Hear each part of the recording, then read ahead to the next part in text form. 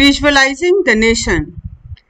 While it is easy enough to represent a ruler through a portrait or a statue, how does one go about giving a face to a nation? किसी भी ruler को represent करना आसान होता है किसी भी portrait के थ्रू, किसी भी स्टैचू के थ्रू, लेकिन कोई भी किसी भी नेशन को, किसी भी राष्ट्र को चेहरा कैसे दे सकता है? 18th और 19th सेंचुरीज में आर्टिस्ट्स ने एक तरीका खोज लिया और उन्होंने नेशन को एक पर्सन के रूप में शो किया। हम कह सकते हैं कि उस समय आर्टिस्ट्स ने एक कंट्री को इस तरह से रिप्रेजेंट किया जैसे कि वह कोई इंसान हो। उस समय आर्टिस्ट्स ने नेशन को एक फीमेल फिगर के रूप में पोर्ट्रे किया। जिस फीमेल फॉर्म को चूज किया गया नेशन को पर्सोनिफाई करने के लिए, वो रियल लाइफ की कोई पर्टिकुलर वुमेन नहीं थी, वो एक इमेजिनरी वुमेन थी जिसको चूज किया गया था। जो नेशन, जो कि एक एब्स्ट्रैक्ट आइडिया है, उसको एक कॉन्क्रीट फॉर्म देने के लिए, तो हम कह सकते हैं female figure it became an allegory of the nation. जो फीमेल फिगर है वो नेशन की एलिगोरी बन गई। तो allegory when an abstract idea, for instance greed, envy, freedom, liberty is express through a person और अ थिंग। जब किसी फीलिंग को, जैसे लालच, दुश्मनी, इन सबको एक पर्सन या थिंग के रूप में रिप्रेजेंट किया जाता है तो उसको एलिगोरी कहा जाता है। तो इस तरह से फीमेल जो फिगर है ये नेशन की एलिगोरी बन गई। फ्रेंच रिवॉल्यूशन के समय भी आर्टिस्ट्स ने फीमेल एलिगोरी को यूज किया था।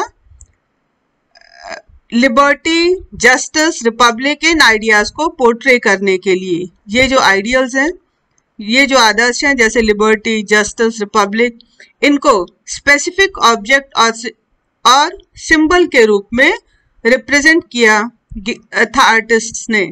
जैसे क्लास 9th में आपको याद होगा कि लिबर्टी को शो करने के लिए रेड कैप या ब्रोकन चेन को यूज किया गया था।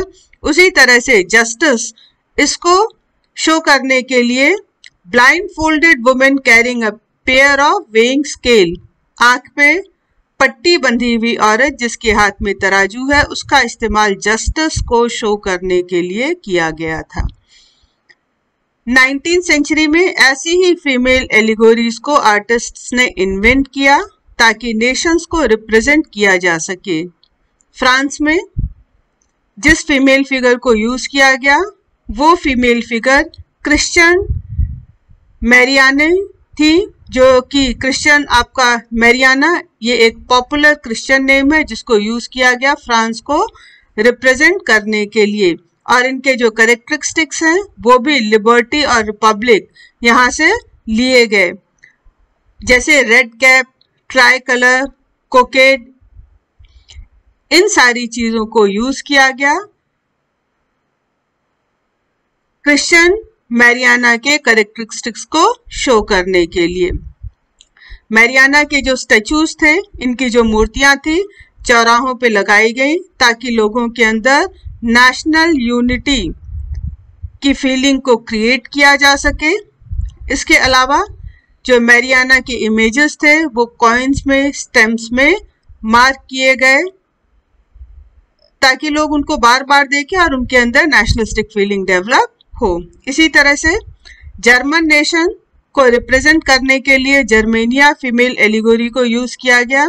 विजुअल रिप्रेजेंटेशंस में, मतलब पेंटिंग्स में, पोर्ट्रेट्स में जो जर्मेनिया थी, इसको ओक लीव्स का क्राउन पहने हुए दिखाया जाता था क्योंकि जर्मनी में oak it stands for heroism. Meanings of the symbols, यहाँ पे हम कुछ एट्रीब्यूट देखेंगे और उसके सिग्निफिकेंस को भी देखेंगे। तो ब्रोकन चेन, जैसे ऑलरेडी आप लोग क्लास 9th में भी पढ़ चुके हैं, it is use to show that person is being freed. तो स्लेव्स को फ्री शो करने के लिए ब्रोकन चेन या रेड कैप को यूज किया जाता था। ब्रेस्ट प्लेट विथ ईगल, ये जो ब्रेस्ट प्लेट विथ ईगल है ये जर्मनी में इसको यूज किया जाता था and it is the symbol of German empire and it is use to symbolise strength. तो स्ट्रेंथ को सिंबलाइज करने के लिए जर्मन एम्पायर में breast plate with eagle show किया जाता था। क्राउन ऑफ ओक लीव्स, ये जो ओक लीव का क्राउन है इसको हीरोइज्म को शो करने के लिए यूज किया जाता था। जो स्वॉर्ड है, जो तलवार है, उसको यूज किया जाता था रेडीनेस टू फाइट, लड़ने के लिए तैयार, ये शो करने के लिए। और अगर स्वॉर्ड के चारों तरफ ऑलिव लीव की ब्रांच को दिखाया जाए तो इसका मतलब willingness to make peace. Black, red and gold colour, ये जो कलर्स थे, ये कलर्स जो थे ये लिबरल नेशनलिस्ट 1848 के उनके फ्लैग का कलर था और इस फ्लैग को जर्मन स्टेट के ड्यूक्स ने बैन कर दिया था बाद में। And rays of the rising sun, ये जो rays of the rising sun है ये शो किया जाता था beginning of new era, new era की बिगनिंग, कि नया समय आ गया है, इसको शो करने के लिए आपका रेज ऑफ राइजिंग सन को यूज किया जाता था। फॉलन जर्मेनिया, या आप पेंटिंग देख सकते हैं। Next, Germania guarding the river Rhine. Nationalism and imperialism. By the last quarter of 19th century, nationalism no longer retained its idealistic, liberal, democratic sentiments of the first half of the century. 19th century के जो last quarter में जो nationalism था, इसके अंदर first half of 19th century के जो आदर्श थे, लिबरल डेमोक्रेटिक सेंटिमेंट्स थे, वो अब नेशनलिज्म का हिस्सा नहीं रह गए थे। अब जो नेशनलिज्म था ये एक बहुत ही नैरो वर्ड हो चुका था, इसका जो मीनिंग है बहुत ही लिमिटेड हो चुका था, जो कि अपने लिमिटेड गोल्स को अचीव करने के लिए नेशनलिज्म इस वर्ड का इस्तेमाल किया जाता था। इस पीरियड में जो नेशनलिस्ट ग्रुप थे वो एक दूसरे को लेकर के बहुत ज़्यादा इंटॉलरेंट हो चुके थे और वो हमेशा लड़ने के लिए तैयार रहते थे on the name of nationalism. जो मेजर यूरोपियन पावर्स थे उन्होंने अपने देश के लोगों के नेशनलिस्ट एस्पिरेशंस को, अपने देश के लोगों के जो नेशनलिस्ट सेंटिमेंट्स थे उनको मैनिपुलेट किया अपने इंपीरियलिस्ट एम्स को अचीव करने के लिए।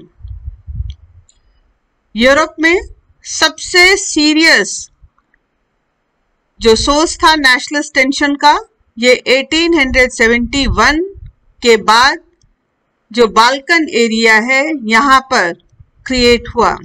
तो यूरोप में 1871 के बाद सबसे कह सकते हैं serious source of nationalist tension it created in Balkans. Balkans ये जो एरिया है, ये जो रीजन था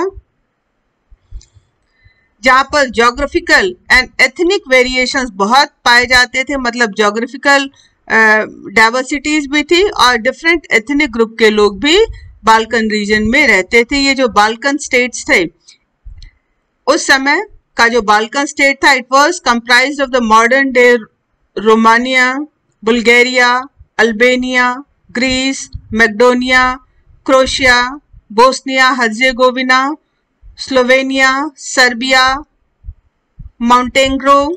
तो ये जो मॉडर्न कंट्रीज हैं ये उस समय के बाल्कन रीजन का पार्ट थी, जहाँ पर जोग्राफिकल डाइवर्सिटी भी थी और एथनिक वेरिएशंस भी पाए जाते थे, मतलब डिफरेंट एथनिक ग्रुप के लोग उस समय बाल्कन रीजन्स में रहते थे।